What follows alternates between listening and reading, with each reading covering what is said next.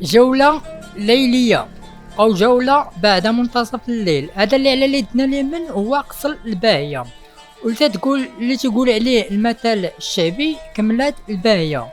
وهاد كملات الباهية عندها واحد القصة طويلة سبق لينا وتكلمنا عليه، ودابا نعاودو نهضرو عليه بشي فيديو آخر إن شاء الله.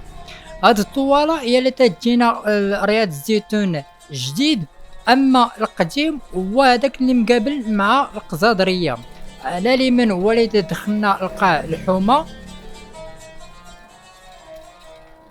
وعلى اليسار هو عرس بوعشرين. وهاد الدخيلة هي اللي تجينا جنان بن شقرام، وهذه هي المقاطعة ديال الباهية.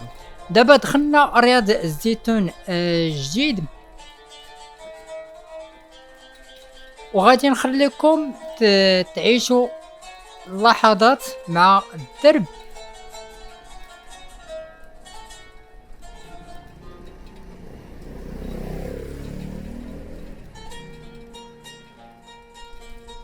وكنشكركم على التفاعل ديالكم وعلى التعليق ديالكم وحتى الانتقادات. وهذا اللي فتنا هو درب الناقوس.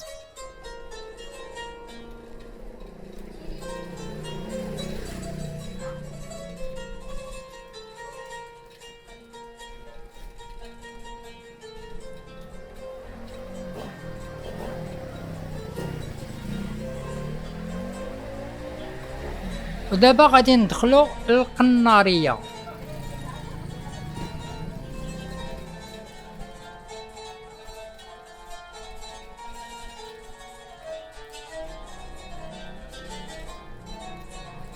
كنعاود نزيد نشكر الاصدقاء اللي كيتفاعلوا واللي تيخلاو تعليق.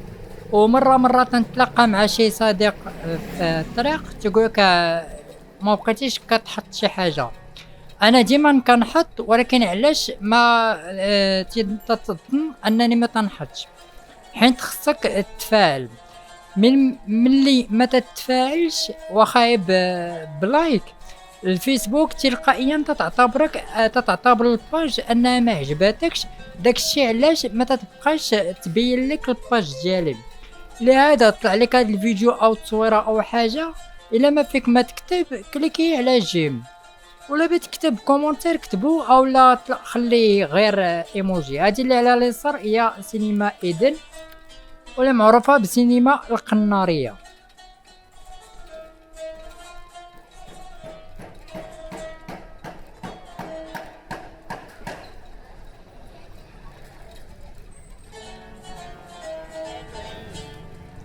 هاد الطوالة معروفة بمحل اللي تصاب الماغن.